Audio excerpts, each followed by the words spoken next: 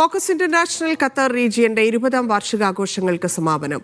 ഒരു വർഷം നീണ്ടുനിന്ന ആഘോഷ പരിപാടികൾക്കാണ് തിരശ്ശീല വീണത്. നജീബ് കാന്തപുരം MLA മുഖ്യാതിഥിയായി.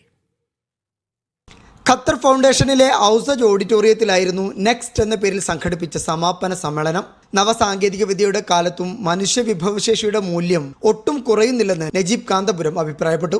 ആർട്ടിഫിഷ്യൽ ഇന്റലിജൻസ് വിദ്യാസമ്പന്നർക്ക് പുതിയ അവസരങ്ങൾ തുറക്കുകയാണ് ചെയ്യുന്നതെന്നും അദ്ദേഹം പറഞ്ഞു. ഖത്തറിൽ ഫോക്കസ് നടത്തുന്ന പ്രവർത്തനങ്ങൾ അദ്ദേഹം എടുത്തു പറഞ്ഞു. നിങ്ങൾ വളരെ വ്യത്യസ്തമായ സെഷനുകളിലൂടെ കടന്നുപോയി. ഫോക്കസിന്റെ വളരെ പ്രധാനപ്പെട്ട ഭാവി പദ്ധതികളെക്കുറിച്ച് ആലോചിക്കുന്ന ശ്രദ്ധേയമായ ഒരു കൂട്ടായ്മയാണിത്.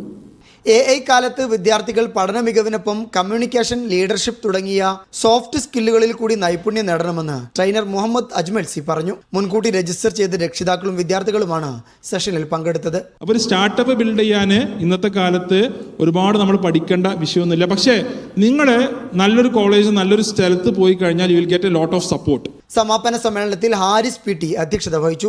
EP അബ്ദുറഹ്മാൻ, സിറാജ് ഇരിട്ടി, ഷബീർ വെള്ളാടത്ത്, അമീർ ഷാജി, സഫീറുസലാം തുടങ്ങിയവർ സംസാരിച്ചു. Media 1 Doha.